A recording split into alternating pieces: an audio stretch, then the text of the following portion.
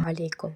Bugun sizlar bilan biz oqsillarning sifat reaksiyalari, ya'ni ularning sifat tahlillari haqida gaplashamiz. Biz birinchi bo'lib buyret reaksiyasidan boshlaymiz. Biz bu reaksiyani tuxum albuminida sinab ko'ramiz. Bizga kerak bo'ladigan narsalar bu sinov natijasida tuxum albumining dispersiyasi, natriy gidroksid eritmasi, 1% mis sulfat eritmasi, sinov natijasi ushlagichi, tokcha, tomizgichlar va bunsen горелкасы.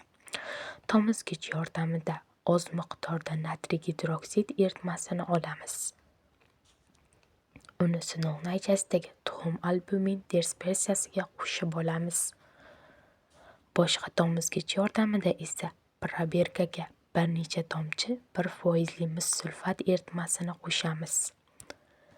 Proberka ushlagichidan foydalanib, proberkani tokchadan olib, proberka tarkibini bir necha daqiqa davomida горелкада qizdirib olamiz.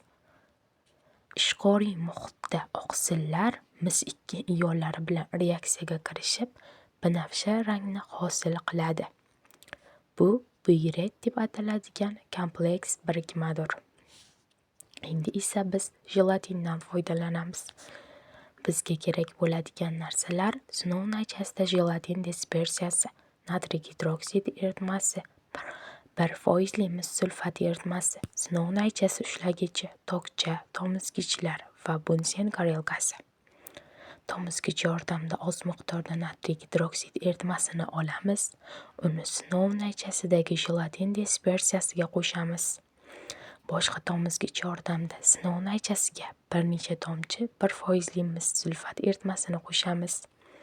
Proberka ushlagichidan foydalanib, proberkani tokchadan olamiz.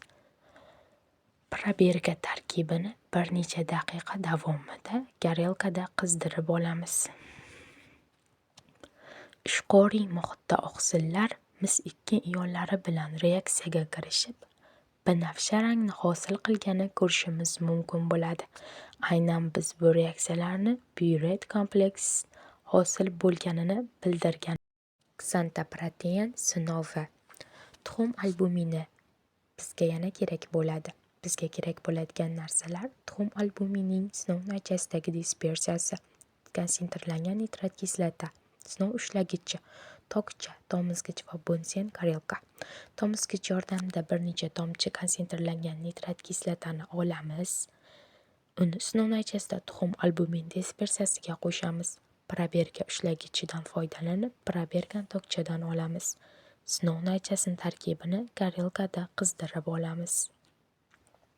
Konsentrlangan nitrat kislota ta'sirida oqsillarda mavjud bo'lgan ba'zi aminokislotalar nitratlanadi.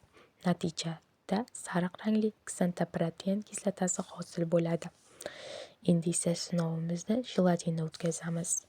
Bizga kerak bo'ladi sinov natijasida jelatin dispersiyasi, konsentrlangan nitrat kislota, sinov natija ushlagichi, tokcha, tomizgich va bunsen горелкасы.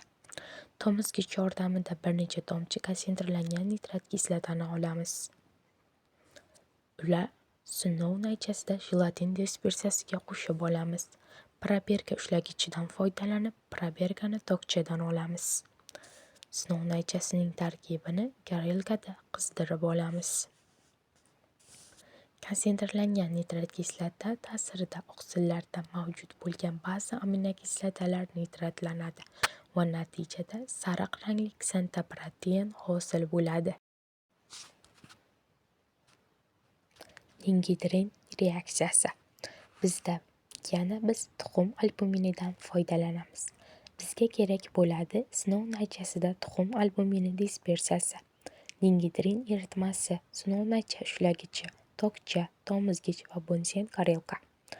Tomizgich yordamida lingidrin eritmasidan bir necha tomchi olamiz. Uni sinov natijasidagi tuxum albumin dispersiyasiga qo'shamiz. Proberka ushlagichidan foydalanib, proberkani tokchadan olamiz. So'ng sinov natijasining tarkibini горелкада qizdiramiz.